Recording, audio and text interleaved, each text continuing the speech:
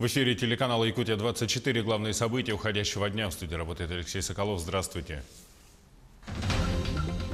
Роспотребнадзор выступил с официальным комментарием по информации об эпидемии гепатита в Нижнем Бестяхе. Перерасчет пенсий. Кому и когда ждать повышения выплат в России? В Якутии многодетным семьям планируют выдать более 3000 бесплатных земельных участков до конца текущего года. 2 школы, 2 стройки. В Якутске обсуждают пристрой к 17-й школе, а в Ленске под вопросом запланированное строительство детской школы искусств. 105-летие Героя России Михаила Стрекаловского отметили сегодня в мультимедийном парке Якутска. Дайджест событий Мирнинского района в материалах нашего корпункта в алмазной столице.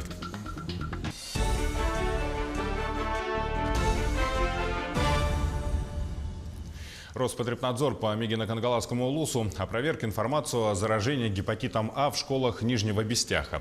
Ранее в социальных сетях появилась информация о том, что в школах поселка объявлен карантин из-за вируса. В сообщениях говорилось, что заражение началось именно с продуктов питания, купленных в торговых базах Нижнего Бестяха. Роспотребнадзор в опроверку этой информации сообщает, что на сегодня карантин не объявлен ни в одном учебном заведении района. Данная информация ложная. Действительно, 12 февраля этого года заболела учительница школы. Сейчас она в больнице. По итогам работы санитарной службы и медиков стран народной больницы заявляю, что учителя школы, техработники и учащиеся школы не болеют. Был только один случай. Карантинные мероприятия по гепатиту А не были введены и по школе, и по Нижнему Бестяху. Более 100 врачей и 27 фельдшеров в Якутии поедут работать в сельские больницы до конца этого года. Все они будут трудоустроены по программе «Земский доктор», которая реализуется в республике 7-й год. Проект предусматривает выделение 1 миллиона рублей врачам, уезжающим работать в сельскую местность. Однако проблема нехватки узких медицинских работников до сих пор остро стоит в отдаленных арктических и промышленных районах. Президент Владимир Путин в своем послании Федеральному собранию отметил, что программа станет доступна для специалистов старше 50 лет. Они будут получать денежную компенсацию в размере 1,5 миллиона рублей. В первую очередь это позволит повысить качество медицины в селах и решить их проблему с нехваткой медицинских работников. Внесенным изменением по посланию президента Российской Федерации Владимира Владимировича Путина ограничения возрастные будут изменяться. То есть, если на сегодняшний день это 50 лет, то этих ограничений не будет. Также новшества 2019 года являются по программе «Земский фельдшер». Прибывшие, переехавшие фельдшерско-акушерские пункты, не только фельдшера будут данной программой пользоваться, но и медсестры и акушерки. Это очень отрадно, так как фельдшера, фельдшерско-акушерские пункты нуждаются и в акушерках, и в медсестрах. Работа над законопроектом об ипотечных каникулах для граждан, оказавшихся в сложной жизненной ситуации, завершается. Инициативу внесут в Госдуму в марте. Сейчас остаются последние штрихи. Ранее отмечалось, что законопроектом будет предусмотрено льготное рефинансирование для граждан в сложной жизненной ситуации с учетом ипотечных каникул на 6-12 месяцев. Как отмечают авторы законопроекта, главное, чтобы документ был сбалансирован. Перерасчет пенсии коснется 12% неработающих пенсионеров. Об этом сообщили в Пенсионном фонде страны. Всего же в России на начало года насчитывалось 34 миллиона неработающих пенсионеров. Как сообщала ранее парламентская газета, пересчитать социальные доплаты к пенсии по новому порядку планируется до 1 июля 2019 года. Выплаты будут проиндексированы с учетом роста прожиточного минимума пенсионеров. В 2017 году он составлял 8415 рублей, а в прошлом году 8483 рубля. Тем самым темп роста составил 102%. В этой связи в ведомстве предложили проиндексировать размеры пенсий на 2%. А с 1 июля, кроме индексации пенсий, все производители молочных продуктов будут обязаны наносить сведения о продукции на маркировку. Такие товары в магазинах будут расставлены на разных полках. Надписи должны наноситься определенным шрифтом, а контрастным цветом указывается сведения о составе товара. Более того, в зависимости от содержания добавок или молока в такой продукции, ее будет необходимо размещать на разных стеллажах в магазинах. Причем за этот процесс отвечать будут не представители Россельхознадзора, а специализированные организации, работающие с торговыми предприятиями. Жители Алдана обращают внимание властей на вопрос, который может обернуться проблемой, если своевременно не принять меры. Снег и сосульки на крышах. Весной в период оттепели и снегопадов потенциальная опасность как для пешеходов, так и для водителей увеличивается в разы. Коммунальных резервов зачастую не хватает на то, чтобы предупредить несчастные случаи. Тему продолжит Татьяна Бахнина. Пришла весна в таежные края с оттепелями и снегопадами. На пороге марта вопрос сохранения жизни и здоровья для алданцев один из наиболее актуальных. Угрозы нависают в прямом смысле над головой, с крыш, толщами снега и глыбами льда. Околонулевые температуры способствуют проседанию и утяжелению сугробов. Безрадостные прецеденты имели место неоднократно. Счет разбитым и покореженным машинам весной идет на десятки. Это специальные службы этим занимаются, управляющая компания, кто обслуживает жилые дома. Это прямая их необходимость, только так. Ну и самим следить, чтобы не попасть в какую-то ситуацию. Сброс снега с крыш многоквартирных домов коммунальные службы начали в феврале месяце. На снежной ниве трудятся 4 бригады. Зданий, безусловно, больше, чем работников. И чистка кровель производится по утвержденной очереди. Но также у нас есть случаи самопроизвольного схода снега с крыш.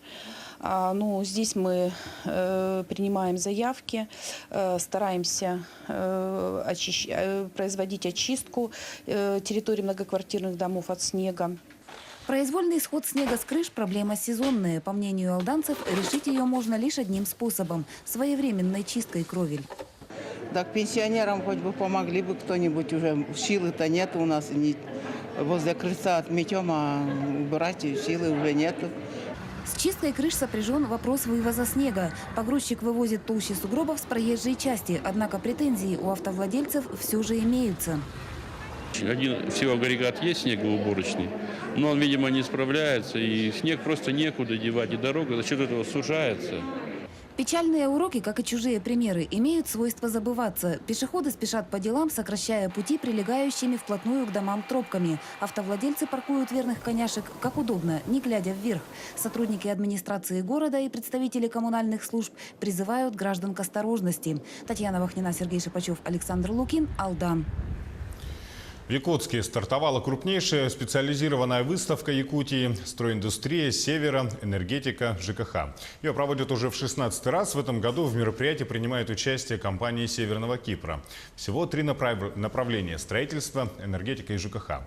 Выставочные павильоны посетила и наша съемочная группа. Репортаж Александра Зубехина. Выставка располагается на территории 1100 квадратных метров.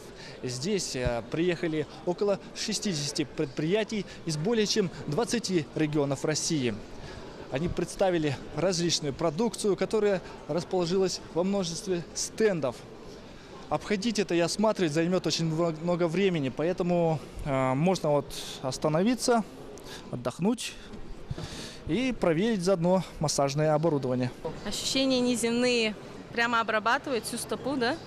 Спина, позвоночник полностью. Вот на этом массажере намного лучше было, кстати.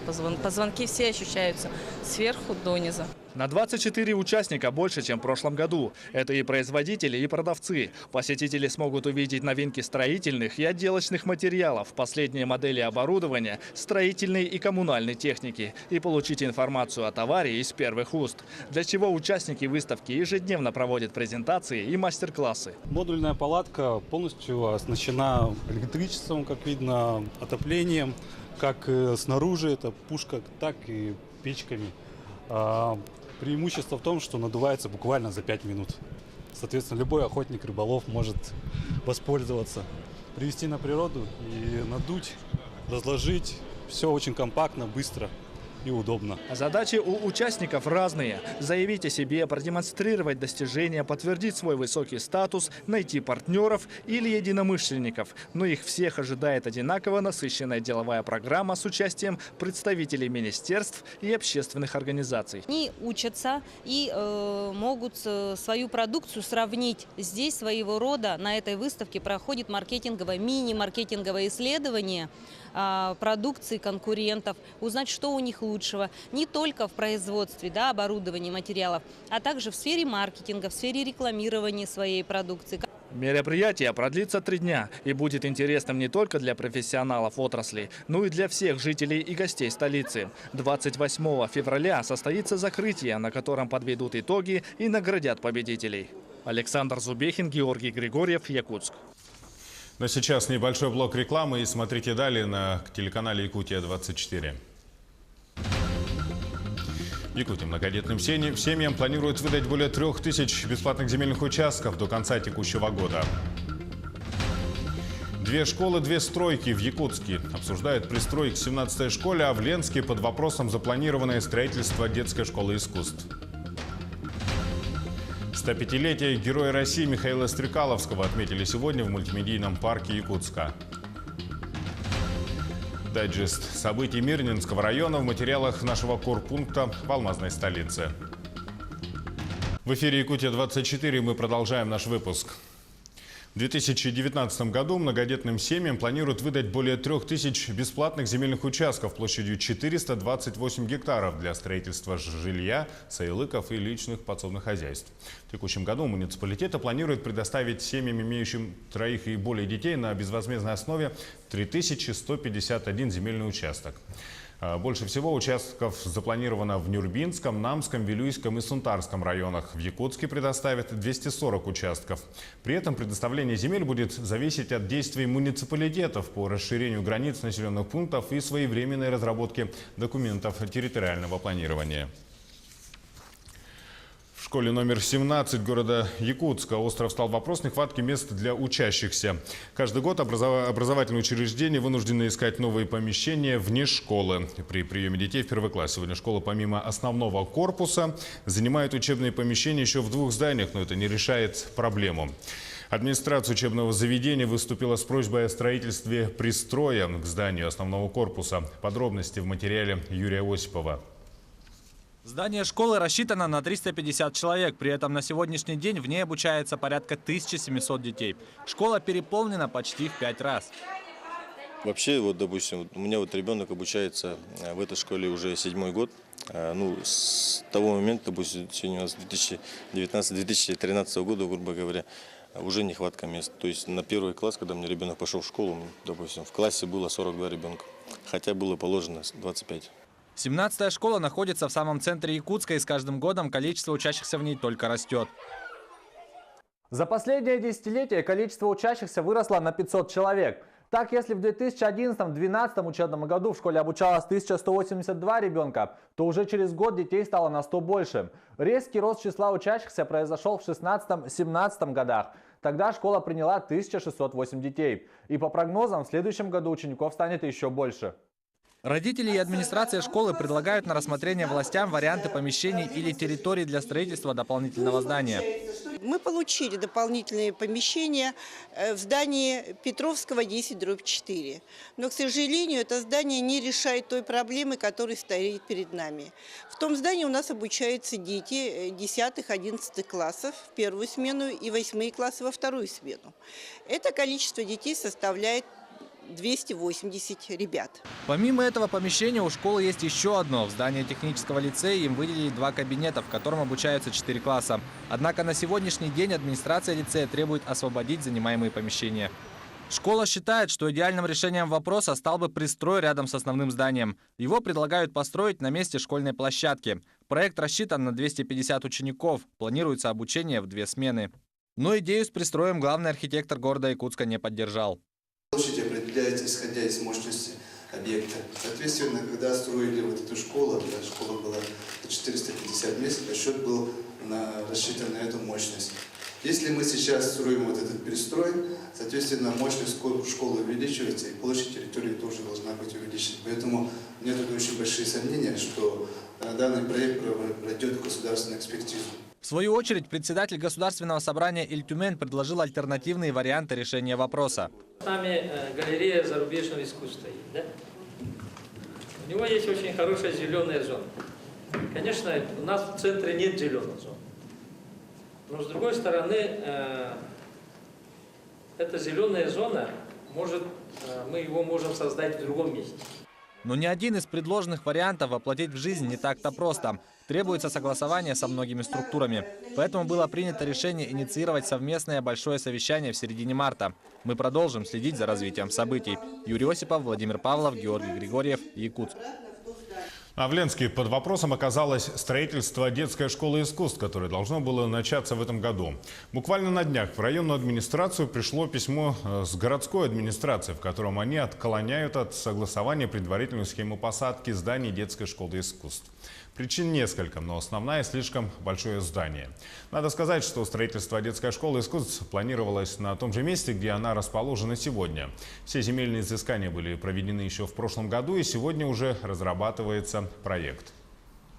Значит, в октябре месяце 2018 года распоряжением главы администрации муниципального образования город Ленск была утверждена схема размещения дополнительного земельного участка для дальнейшего оформления под строительство.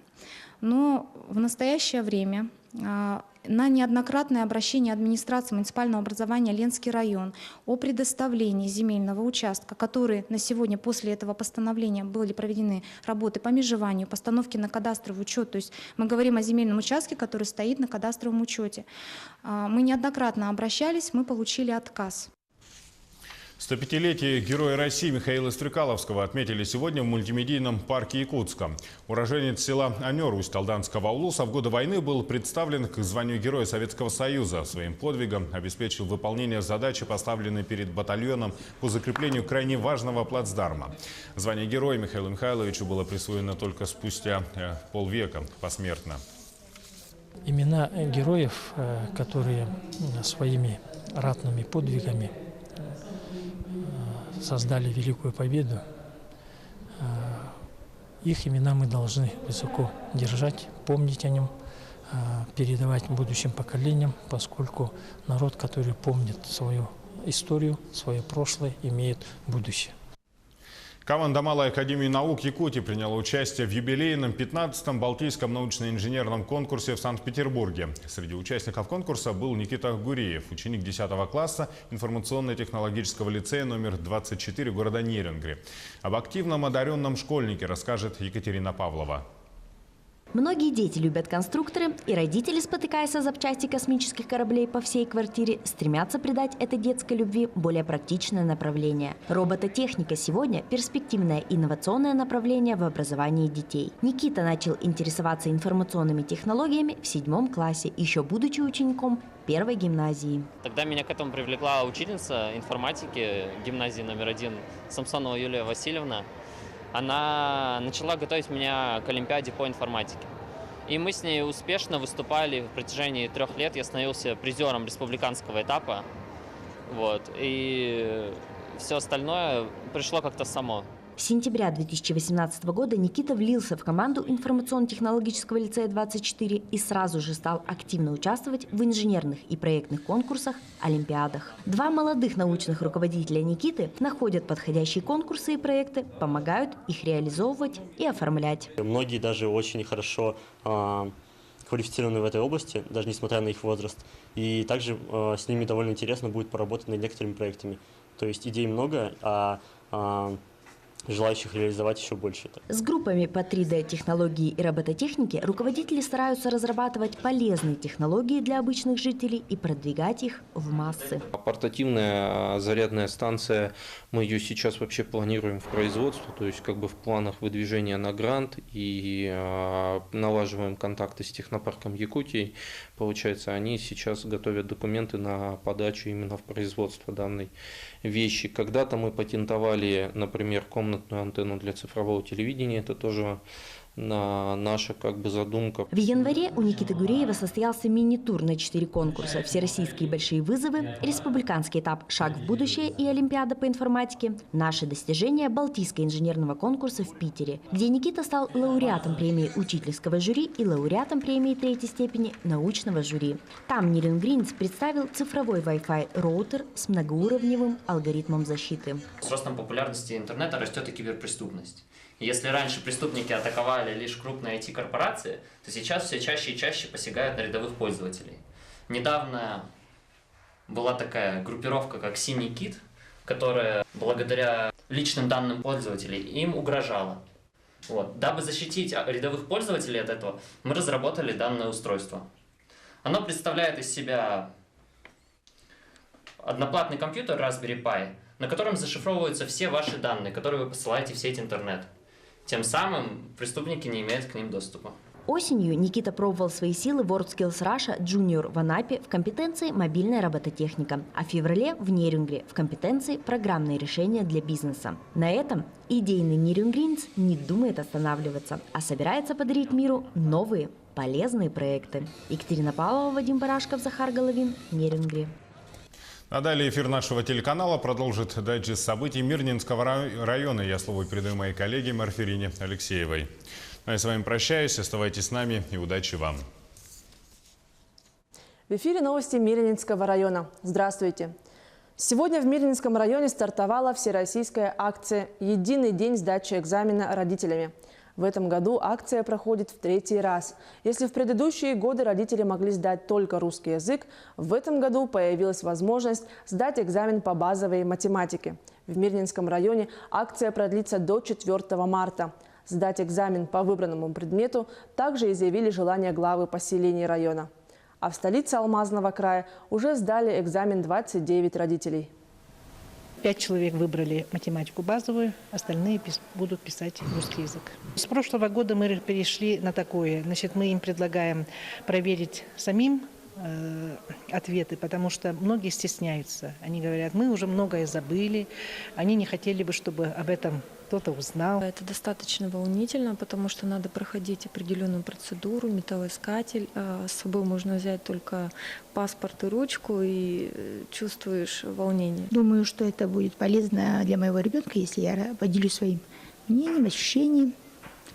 Поможет пережить и успешно сдать экзамен. 1-2 марта состоится премьера спектакля «Мать Иисуса» по пьесе Александра Володина. Над постановкой картины работал приглашенный режиссер с Якутска Карл Сергучев. Над спектаклем кропотливо работали 3 месяца. Картина расскажет о вечных, актуальных на все века проблемах. И можно так обернуться и увидеть сегодняшний день, можно так посмотреть в прошлый век, а может быть даже немножко из будущего. И здесь достаточно ясно и, наверное, даже мощно сказано о человеческих проявлениях. Сегодня в Доме культуры «Алмаз» прошли пожарные тактические учения с привлечением таких служб, как скорая помощь, сотрудники МВД, горноспасательные службы. Из здания эвакуировали 72 человека, 4 из них условно пострадавших. Заранее никто не предупреждал, мы отрабатывали только с администрацией объекта. Условно пострадавших получилось порядка 4 человек. Они располагались в разных уголках, в самых потаенных, так сказать, закоулках данного объекта, потому что объект сложный, имеет множество, переходов, галерей. А на этом пока все. До новых встреч в эфире.